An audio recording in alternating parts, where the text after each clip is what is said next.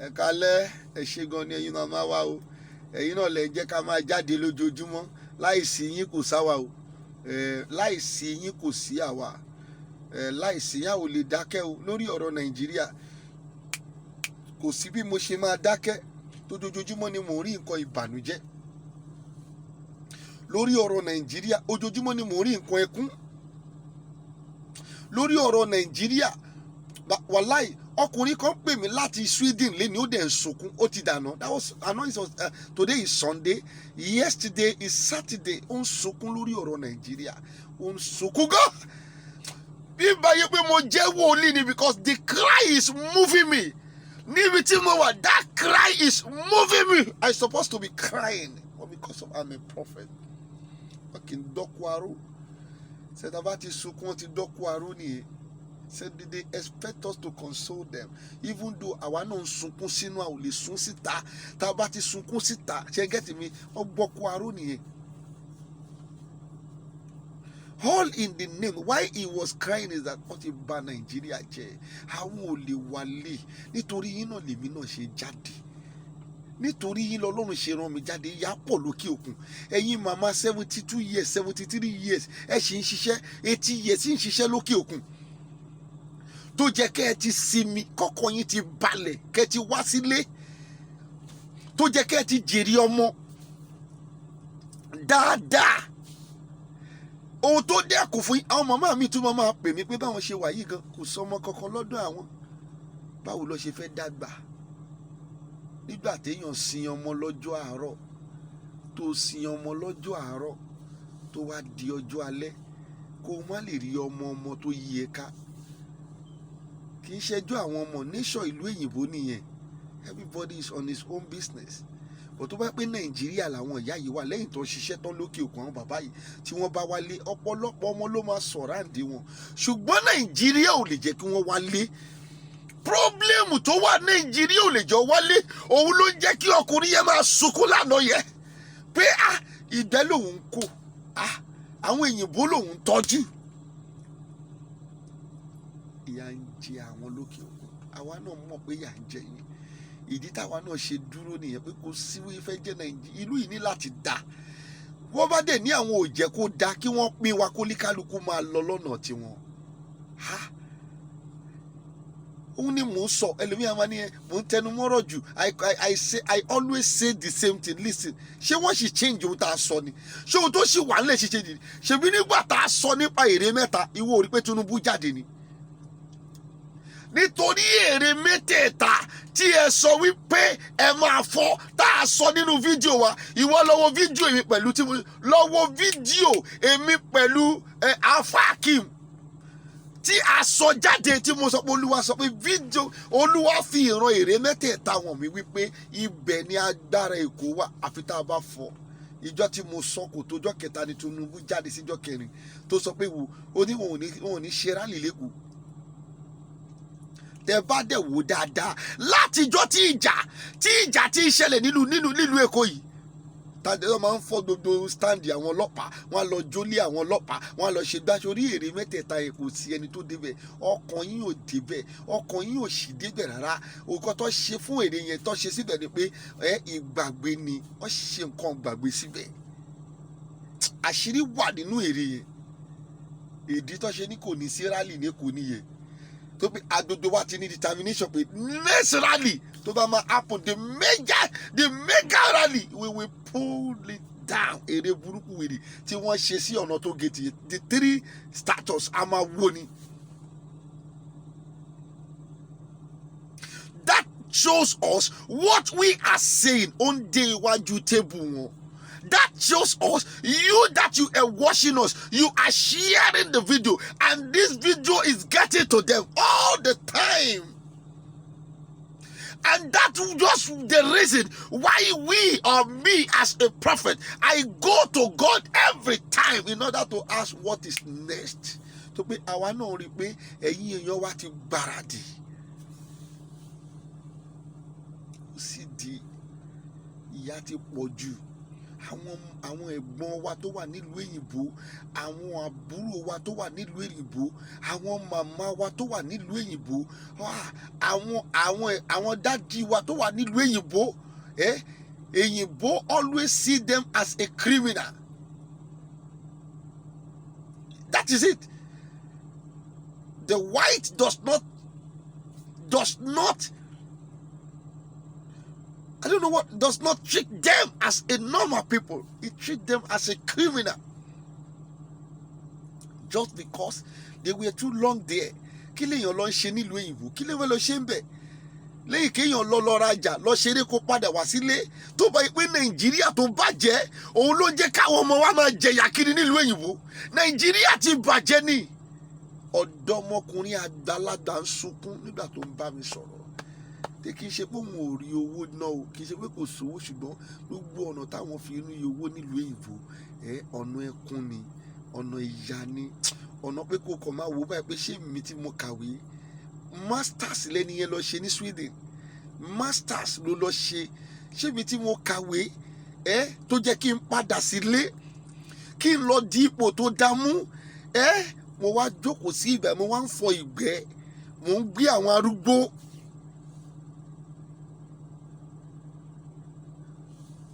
Gbogbo yín pátá là ń jà fún o.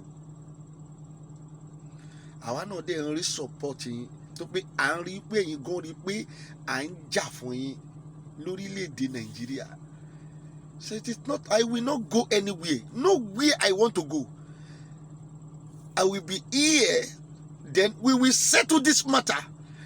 We will settle it anyhow you want to take. If it is by war, we are ready. If it is they want to settle it amicably, we are ready. No going back. Ọ̀lẹ ló máa wá máa bojú ẹni tó fẹ́ sọ̀rọ̀. Mo fẹ́ máa bojú mi fún. Awíkóńkó tó bojú ẹ̀ ṣe wọn ò mú ni. Wọ́n mú náà. Ẹlòmíà ní dádì, ẹ má fi phone number yìí sílẹ̀ o. Ẹ má fi ìwò jẹ́ kí n sọ fún ẹ. Bó o bá fi phone number ẹ sílẹ̀, tó bá máa mú ẹ, wọ́n máa mú ẹ. Tó o bá dẹ̀ fi sílẹ̀ náà, tó o bá ní mú ẹ, wọn ò ní mú ẹ. Lọ́gbàgbé ẹ̀. Phone number mi wà níbẹ̀ yẹn, máa tiẹ̀ máa sọ sí lódodo ìgbà tí máa ti ṣe rẹ́kọ̀dù. Kò sí ohun tó fẹ́ ṣe fún mi. Bí n bá wá padà wá kú, tó bá ṣàjẹ́ pé ikú òtítọ́ tí mo ń sọ yìí náà ni mo kú, fine, Ọlọ́run lọ́wọ́ sí ni. Kò sọ̀rọ̀ mbẹ́. Kò sí ọ̀rọ̀ mbẹ́. I am seeing your sufferness. I have brother in America, and I am seeing their sufferness. I have sisters in America. I have brothers all over the world. I saw your strength. I saw you are suffering. Forget about that place is okay. Forget about the place is peaceful. But what of the suffering that is there? Ẹ ò lè wálé ilé yín tó tọ́ sí. Ṣebí ilé bá bọ́ ọmọ kì í bọ́ ọmọ lẹ́rù ní náà. Kí ló yẹ tí Nàìjíríà ṣe wá ń bà wá lẹ́rù? Àwọn ọmọ ò lè wálé, àwọn ìyá wa ò lè wálé. Ẹ wá ń pariwo insecurity. Ẹ̀yin náà ṣàlẹ̀ da insecurity síta. Ẹ̀yin lẹ fi ń bá wa jà nítorí pé ẹ fẹ́ gba dodo ilẹ̀. Àbí ṣebí ìwọ Buhari ló fi dodo kíní ìmọ̀ àbáwá jà, all in the name mo fẹ́ gba dodo ilẹ̀. Ẹ fẹ́ jẹ́ kí Fúlàní Haúsá gba dodo ilẹ̀. Ohun tó Olúwa sọ fún mi lèmi sọ fún yín. Kẹ́ ẹ lọ jẹ́ ká mójútó. Wọ́n monopolize everything. Tẹ́ bá dé immigration office, Haúsá Fúlàní lẹ máa bá ń bẹ 80% wọn. They monopolize everything. Tẹ́ ẹ bá dé àwọn tí custom 80% tó wà ń bẹ, they are Hausa Fulani. They monopolize everything lójú ẹ̀mí yín. Olórí burúkú kan á dẹ̀ máa pèrè ẹ̀ ní Adébóyè, á máa pèrè ẹ̀ lólúkọ̀yà, á máa pèrè ẹ̀ ní Oyèdépò. Many of them, their names off head me because I am getting angry with them day by day. Aláwọn ń gbàdúrà. Tẹ́ bá tún wá obi tí wọ́n ti brainwash ayé àwọn ẹlòmídìí. Most of my comment ni mo máa ń kà. Ìmí àní pastor jẹ́nu ẹ sọ́hun lọ́ máa gbàdúrà. Olórí burúkú lọ́wọ́ àwọn pastor yìí tí wọ́n ń gbàdúrà. ṣebí àdúrà tí wọ́n ń gbà yìí náà lójoojúmọ́ òun náà ló mú kí Buhari kó monopolize gbogbo nǹkan ojoojúmọ́ náà ń gbàdúrà. They are there, they are praying. Listen to me, it is not everything prayer can do. That is why you see sometimes God will send David go and war. God send Moses go and war. Those people, they are prophets of God. They are not just ordinary person. You that you were hearing me, that you are not a prophet, I count you as an ordinary person. But if you are a prophet and you are hearing me, listen to me, you should ready for war. Forget about it. Stop praying the prayer that does not answer by God again. Stop praying useless prayer. Lójú ẹ̀mí Adébóyè, mo tẹnu mọ́ dodo gba. Lójú ẹ̀mí wọn náà ni wọ́n monopolize Nigeria yìí. Lójú ẹ̀mí wọn, they don't pray. They are 419. They are scammers. They are thieves. They are 419. They don't pray again. They were after money. All these useless and major prophets, they are after money. They don't pray. They are whatever you think they are praying. I know your member is here, they are hearing me. Your members is here, I know they will not like me. And I don't care. I don't want them to like me. It is not necessary for you to like me. But listen to me. I must say the truth God asked me to say. Mahaidu bila sado halia. Rubika fasa tobi in the haikaba. I must say the truth He sent me. Forget about it. Lójú ẹ̀mí wọn, they monopolize everything and they are praying. They said they are praying. If you are praying, there must be a positive change.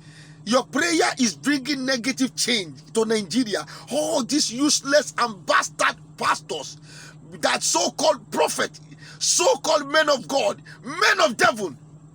Your prayers, instead of bringing positive change, is bringing negative change. Do you know yesterday, which is Saturday, I bought 150 bags of cement. 150 bags of cement. I bought it at the rate of 4,000 naira. 4,000 naira. This is what they have done. So you said you were praying. Your prayer, are you stupid? You are opening your mouth that you are praying. If you are praying, that prayer must bring a positive change in this life. When I was born, and now that I have old, they have sell cement 700 naira. They sell cement 700 naira. They sell cement 800 naira. They sell it 900 naira. Is that your prayer? Your prayer is bringing negative change to this country, and you call yourself prophet of God. From 900, they sell it 1,001, and it is you are praying. Your prophet is praying. You told me to go and pray. I can't pray. What useless prayer do you want me to pray? Why I saw people that is praying, that their prayer is bringing negative effect to this country. Why are you telling me to go and pray? What kind of prayer is that? Are you mad? She wants to sick your brain in.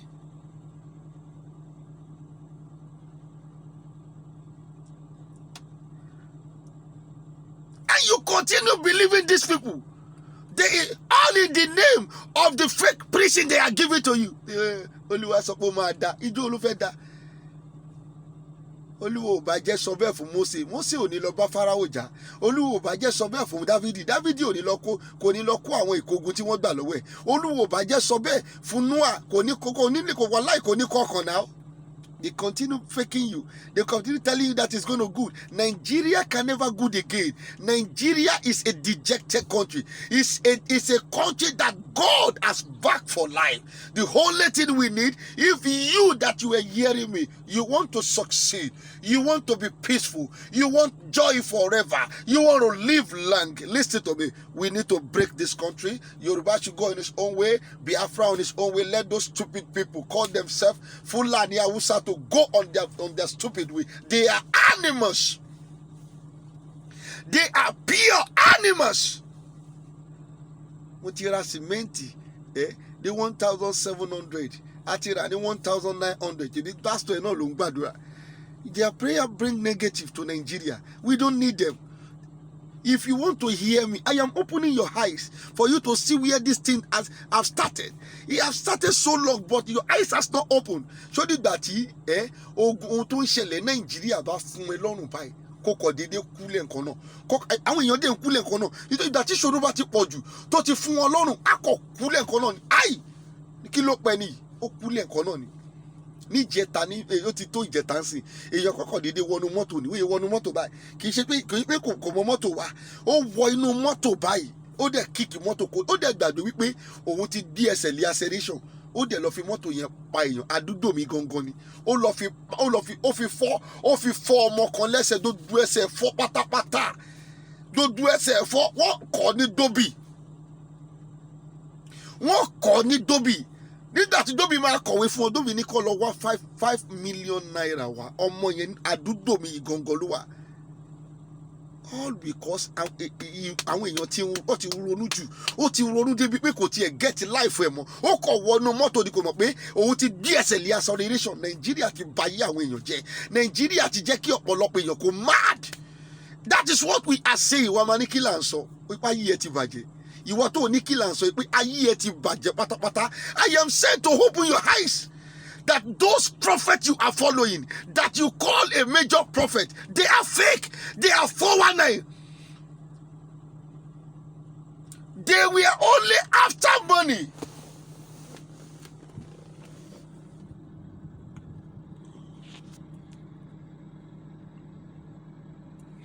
They were only after money, that is all. They after money, they after only their family. So that is why you see that their children is not in Nigeria, their children is in abroad. They can buy the house you will pay for 40 years. The house you will pay for 40 years, they can buy that house within a day in abroad. They will buy the house within a day in abroad. Go and confirm it. The house where you will be paying a mortgage for 40 years. They will just come to abroad. They will buy within a day. They will come back to Nigeria. They drop their children there. The same thing within the politicians. Yet you are still following those useless pastors. You call them that it's your daddy Jew. Something is wrong with you. I am telling you. What I am saying in this video is that their prayer is bringing negative effect to this country. They are not men of God. They are not men of God. They are men of devil. So you know they are major, I am minor. But God is sending minor to you. That this major, they have become Saul. They have changed against the Almighty. They have changed, they have betrayed the Almighty. Just listen to what God is passing through me to you. Listen very carefully so that you will change your life. Atutira cementi atira ní 2650 nígbà tó yá 2900 nígbà tó yá wọ́n sọ di 3200 naira. Last week àwọn kan ṣèrà ní 3300. I am telling you, as at yesterday I bought 150 bags of cement which we want to use for the project of the church. The project of this church will start on the 3rd based on what God told us. On the 3rd of May this year, which is Monday, and I bought it for 4,000 naira. That is 3,900 per bag. And the car, the motor that we bring it to here, took 100 naira, making 4,000 naira per cement. And you said your pastor is praying. Is that not a negative prayer? Is that not a negative change to this country? He said, what kind of prayer? We don't need prayer again. You are disturbing God with your prayer. That is every day. God is always ringing it to my bells that these people are disturbing me with their useless prayer. All you need, it is war. What the situation on the ground, it is not prayer again. It is war. It is war. Nigeria need war. If you need freedom, really, if you need freedom, everyone watching me, hearing what I'm saying, there must be war to settle it. We need war. Modeli oloda, aferoda, iki oda, 4,300. One day saw the 6,500 naira. Yesterday, the same yesterday, iki oda, 4,300, 4,200. One saw, look at it. One day that is 4,300 to 6,500 naira. O de ni pastor en gbàdúrà bi. Ṣé bó yẹ kó ṣe rí ni ẹ tó bá ń gbàdúrà tó tọ́. Ó jẹ́ kí nǹkan máa wálẹ̀ ni, ṣùgbọ́n ń lọ sókè tó pé ó ti da Ọlọ́run, wọ́n ti da ìpè tí Ọlọ́run pè wọ́n, ẹ̀yin sì tún tẹ̀lé wọn, ẹ dẹ̀ ṣe ń tẹ̀lé pásítọ̀ yẹn, ẹ béèrè lọ́wọ́ wọn tí ṣọ́ọ̀ṣì ò bá jẹ́ business center, kí ló dé tí Redeem ṣe máa ní church nínú hòtẹ́ẹ̀lì? At least in my area, all the hotels that is here, Redeem Church is there. Hotel, nínú hotel, Redeem Church wà ńbẹ̀. It's a business center. Open your eyes now. Ṣáwọn méjèèjì tó papọ̀ hòtẹ́ẹ̀lì níbi tí wọ́n ti ń bára wọn sùn tó ti ń dẹ́ṣẹ̀ àti ṣọ́ọ̀ṣì ṣọ́jọ́ papọ̀ ni. Church is an holy place. It's a sanctuary of the Almighty. Ìwọ náà ti ẹ̀rọ orí ẹ̀ ṣé kò pé nǹkan ti dẹ̀ lọ? Don't you think that something is happening to your brain? Tí wọ́n bá tiẹ̀ jẹ́ pé oògùn ni wọ́n wá fi mú ẹ pé àwọn ọ̀pọ̀ olóògùn làwa wo àwọn lọ ní oògùn jù láyé ní dodo àwọn pásítọ̀ tó wá ń bá mi tí kò tiẹ̀ ń ṣe kérúbù là ọmọ tó máa ń béèrè olúdohùn tó gbóná wọ́n máa ní kí lè fẹ́ fi ṣe wọn ò béèrè nǹkan kékeré.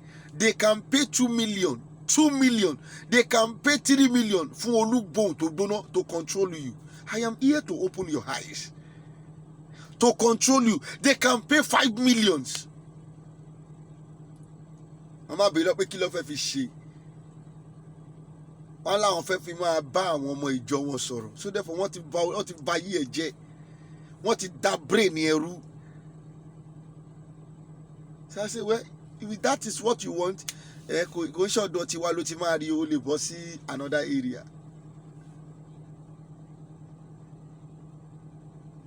Pastor olóògùn ju babaláwo lọ. I am telling you the truth. That is why sometimes I say ogun better pastor. Ogun torí they better your pastor. That useless pastor ogun better. Adeboye ogun better. Oyedepo ogun better. Ogun ni mo sọ ogun better. I will continue say it until there is a change.